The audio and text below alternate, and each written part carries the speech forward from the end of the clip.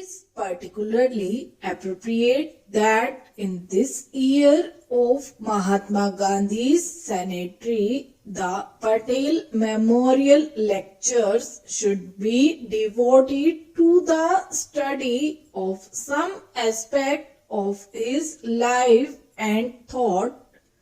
This would have gladdened the heart of Sardar Patel, who worked valiantly with him and after him in the service of the country, and left the impress of his vigorous personality on many aspects of our national life.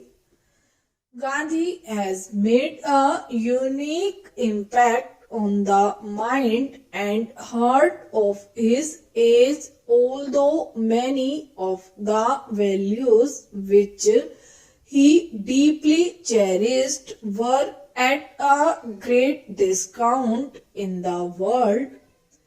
This is a good opportunity for us to assess some of the results of this impact as objectively as possible and to examine his relevance to the modern world. There are many persons, not all by any means his detractors, who sincerely think that the Gandhi era is over.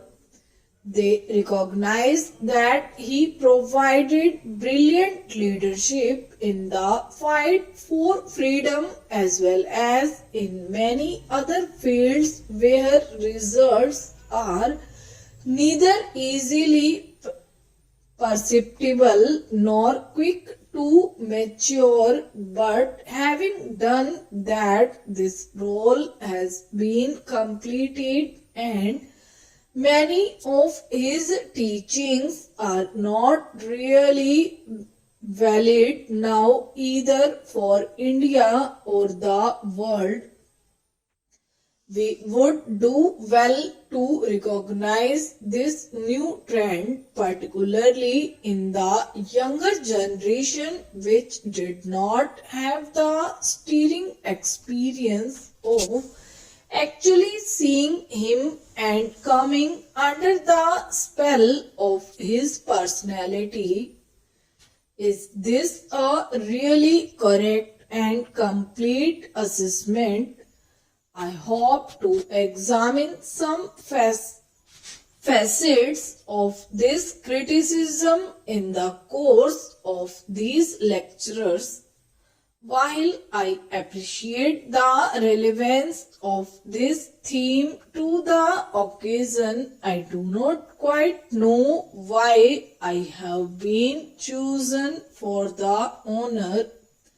Some of his friends and co-workers are luckily still alive, a few of them present in this hall who had known him longer and more intimately, whereas I came into contact with him mostly in the last decade of his life. They could have done fuller justice to the theme and spoken with greater authority. Also, only last December, one of his close co-workers and a careful student of his thought had spoken on a somewhat similar theme. This is indeed good, but you will agree that this does rather queer my pitch. However, I am grateful for this invitation because it has led me to a restudy of Gandhi's writing again, and this has been an enriching spiritual experience. During the last 50 years, so much has been spoken and written about him, and he has himself written so much about his ideas, his values, and the course of his spiritual growth that it is difficult to find something original to say about him. Original ways of doing so, yes, original interpretation of his ideas possibly, but originality of content hardly, unless of course like Arthur, who has the dubious gift of being able to see darkness at noon, one set out to prove that India would have been a better and healthier country if Gandhi had not existed. However, having been offered the challenge of this responsibility and having accepted it in a moment of mental lucidity, I shall endeavor to do my best.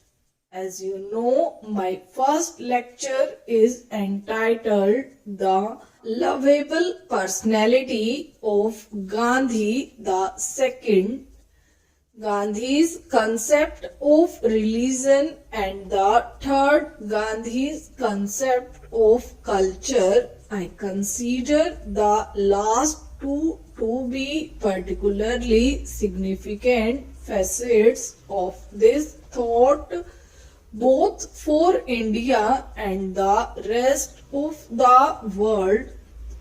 I have not considered it necessary to detail his political and economic ideas because they have already received adequate attention and their roots really lie in his religious and cultural ideas. The best commentary on Gandhi's provided by Gandhiji himself, and therefore I have preferred to rely mainly on his writings and speeches and made them the starting point of my thinking, particularly his deeply moving autobiography, My Experience with Truth, which provides an authentic account of his checkered unfolding, told with a courage, simplicity, and frankness rare in such documents of personal history. Many years ago, I had read the book and it gave me a glimpse of this mind, simple and intricate, modern and yet steeped in tradition. Some months ago, when I was in Canada, I happened to read it again and it opened new vistas which I had missed at the first reading. Perhaps this is true to all great books. They do not yield their full treasures without the labor of thought and some assimilated experience of life. In the very introduction to the book, he has set the mood needed for its understanding.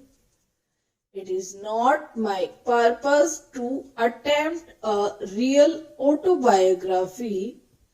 I simply want to tell the story of my numerous experiments with truth, and as my life consisted of nothing but these experiments, it is true that the story will take the shape of an autobiography, I believe, or at any rate flatter myself with the belief that a connected account of all these experiments will not be without benefit to the reader living in any part of the world.